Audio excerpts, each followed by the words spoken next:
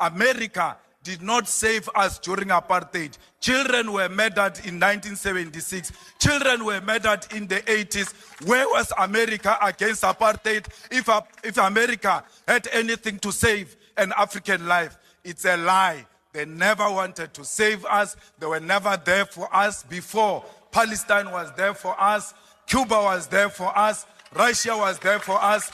America will never choose friends for us. Thank you very much, House Chair. I understand why the representatives of imperialist forces will want to silence this voice. And that's why they will stand up to raise unnecessary questions. House Chairperson, the first remark we wish to make is that there was a very little engagement politically. If anything, people want to blackmail us about aid and all sorts of things. But they know very well that there is no reason related to any wrongdoing by South Africa which has led to USA cutting its own aid.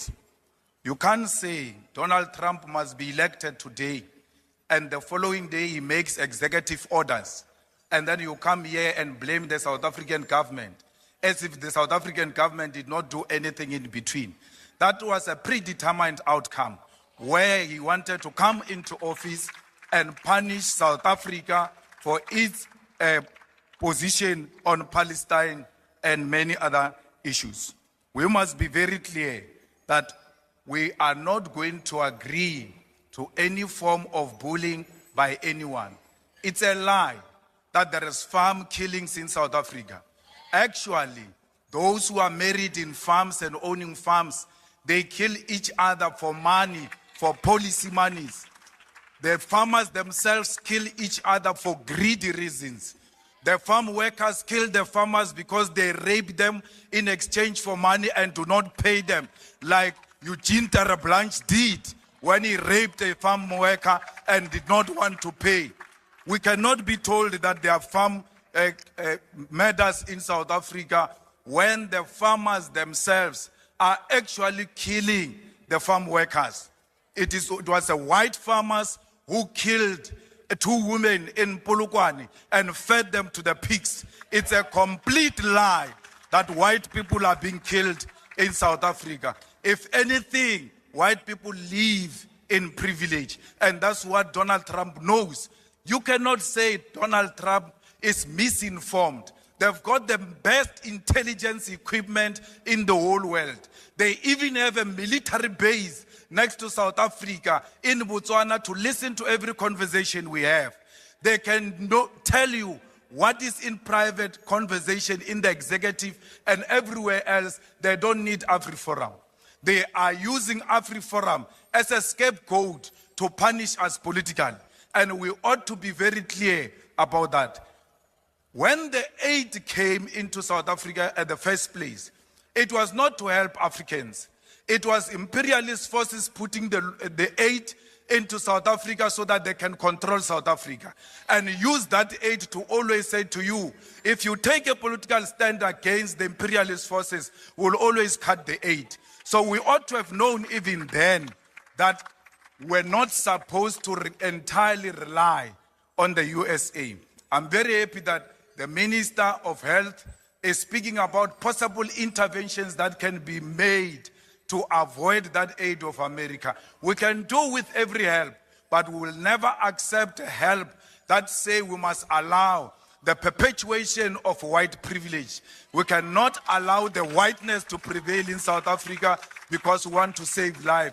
We will save life. America did not save us during apartheid. Children were murdered in 1976. Children were murdered in the 80s.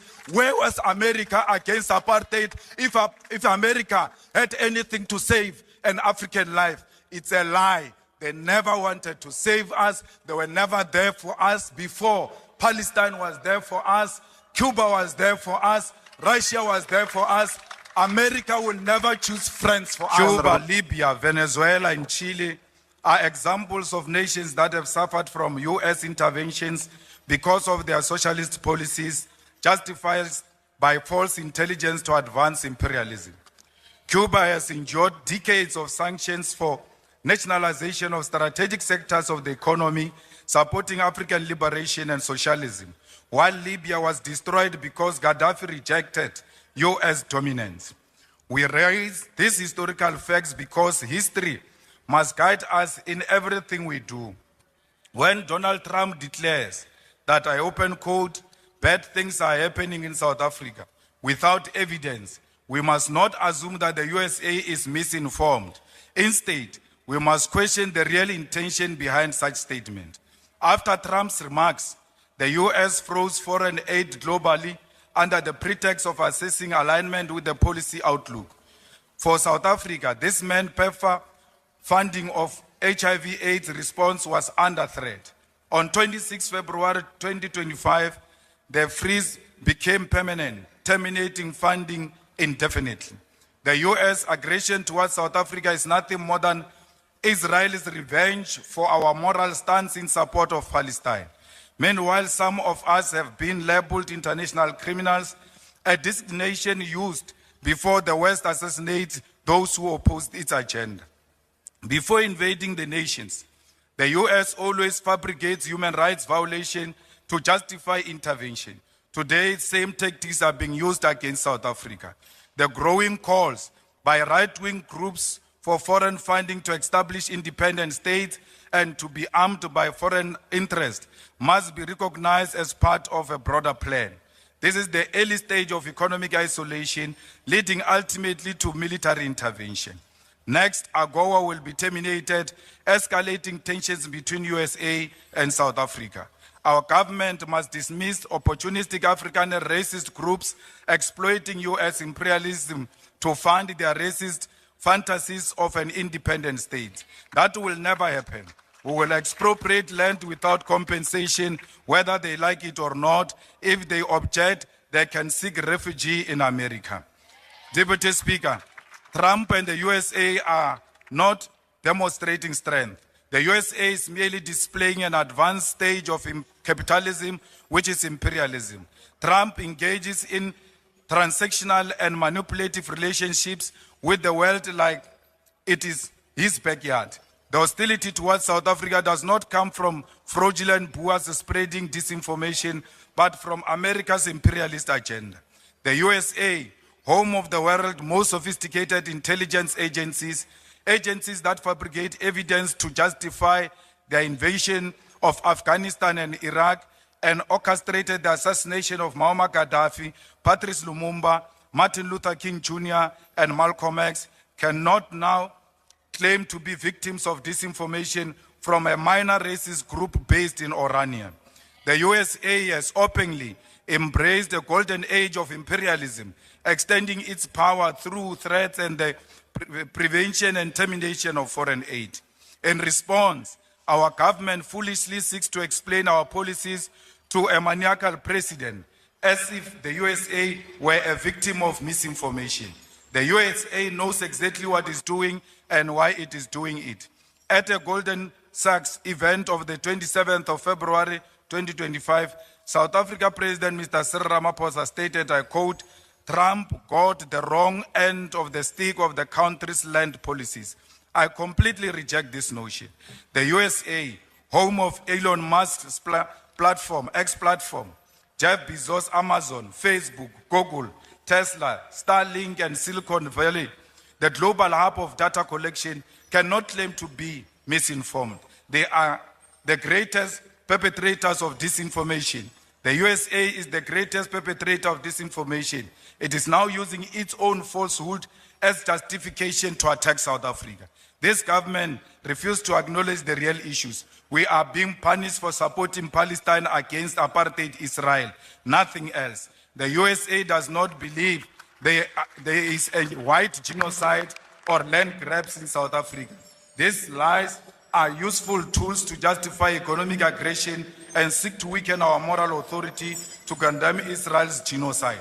Foreign aid has always been a tool for Western imperialism and control. It must end with South Africa. We must expand our trade and strengthen relationship with China, India, Russia, Brazil, and Singapore, while emphasizing African unity. The USA is on a fool's mission to extort the world into submission, and as a result will become increasingly isolated. Our sovereignty, security, and economic prosperity on rejecting the American Golden Age, a project of imperialism. The world must move forward without the USA if true progress is to be achieved. We are not the puppets of the USA. We will never be bullied by Donald Trump and his friends. South Africa remains an independent state, which is not handled by the USA. The majority of South Africans love their whites. They worship them everywhere they go. Why will they kill them? They always seek white validation and affirmation of whiteness. It is a black talent. It is a black talent. It is not a black talent until white people say so. If it is a black skill or innovation, it is not until white say so. If it is black quality product, it will have to pass many hands before they endorse this product. Any political party without white endorsement will never receive any electoral support and financial support until white establishment says so. Like the Cuban people will never give up on our freedom against American imperialism. We must unashamedly continue to stand with Palestine and Russia. We are product of international solidarity. We are Palestinians and they are Africans. We will die shoulder by shoulder with Palestinian people. We will be buried next to their graves because no amount of American bullying and financial dictatorship will separate us. Not even death will succeed. From the river to the sea, Palestine shall be free. We are not product of land theft or genocide. We are not grabbing any land, but claiming what rightfully belongs to us. We are not engaged in what genocide. Instead, we are coexisting with our white murderers. Whatever it takes, this land shall be expropriated and will be returned to its rightful owners. Victory is certain. Hasta la victoria siempre.